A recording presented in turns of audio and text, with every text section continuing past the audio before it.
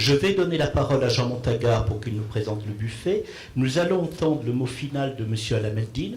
Quant à moi, juste encore 5 minutes si vous voulez bien, si vous permettez, juste vous remercier immensément pour votre patience, votre écoute, votre intelligence de cœur et de présence pour participer à ces débats.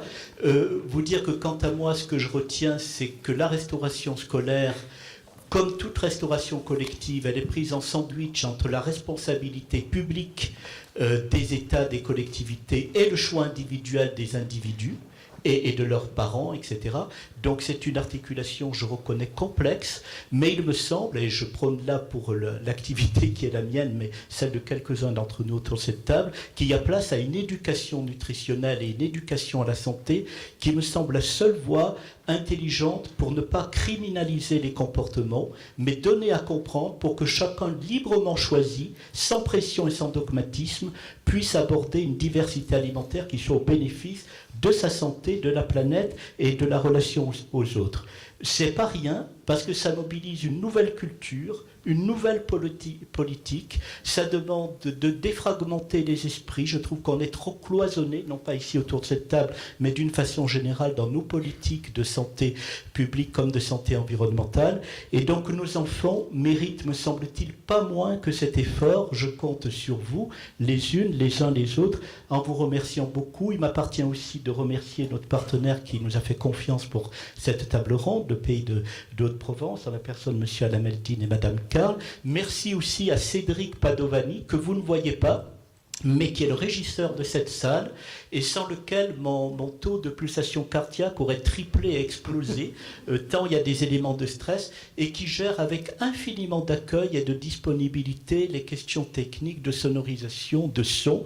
Et si vous êtes samedi soir à Forcalquier à 18h, Cédric Padovani délivrera un spectacle, on va dire, haut en couleur de son et lumière à l'occasion de la fête de la lumière. Voilà, ça méritait d'être dit. Maintenant, moi je vous laisse, mais je laisse la parole à Jean pour présenter le buffet et M. Alameldine. Rapidement,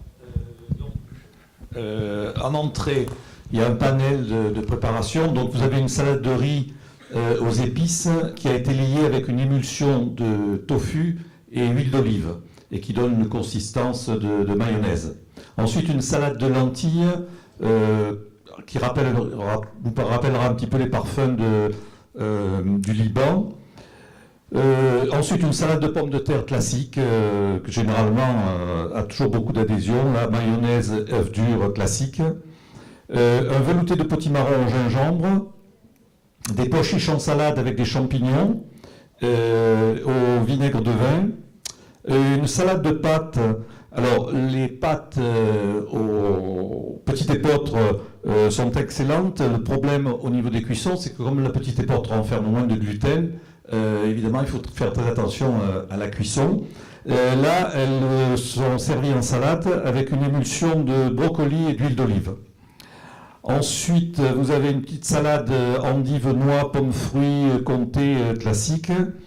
De la salade et radis et un assaisonnement qui change des vinaigrettes habituelles, qui est une émulsion donc, de jus de citron, d'huile d'olive avec des herbes, du tamari, voilà.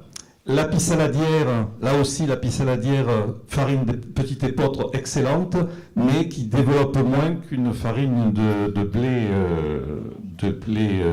conventionnelle. Donc ça ce sont pour les entrées. Le plat principal, vous allez avoir, mes petits enfants raffolent, galettes de riz au pois cassé. Donc on fait cuire du riz en même temps que les pois cassés. Ensuite cette préparation cuit avec une garniture aromatique et levure alimentaire maltée. Quand vous faites des préparations, si vous rajoutez de la levure alimentaire maltée pour des farces, vous pouvez prendre X personnes, sans leur donner la recette, seront persuadés qu'il y a de la viande dans vos préparations. Ça apporte un goût carné. Donc, les galettes riz, pois cassés. Vous allez avoir un gâteau de tofu. Donc là, la liaison des légumes cuits façon curry avec un tofu mixé et qui à la cuisson va faire liant. Vous allez avoir, là c'est très facile et très simple, des flocons de petite épeautre, flocons de pois chiches que je cuis un peu comme une polenta. On fait refroidir, on découpe à l'emporte-pièce et on superpose avec du fromage pané et sauté. Et ça rappelle les cordons bleus, les enfants en général en raffolent. Gratin de courge au lait d'amande avec 4 variétés de cucurbitacées, c'est la saison.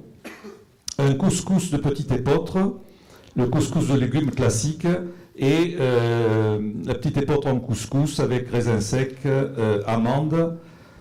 Donc voilà pour les plats principaux. Et au niveau des desserts, un gâteau de semoule pommes et raisins, le gâteau de semoule classique avec des brunoises de pommes fruits et raisins secs, une mousse au chocolat. Alors un flan à la verveine, c'est la verveine de mon jardin, qui est toute simple, du lait, un peu de sucre, la verveine et de l'agar-agar. Et ça donne un dessert on ne peut plus facile à réaliser. Le parfait de poire au miel également, des poires compotées avec du miel, mixées et gélifiées avec de l'agar-agar. Et un dessert bien niçois, la tourte de blette sucrée, que tout le monde doit connaître, cuite avec des pommes fruits, des raisins secs, de l'eau de fleur d'oranger. Voilà.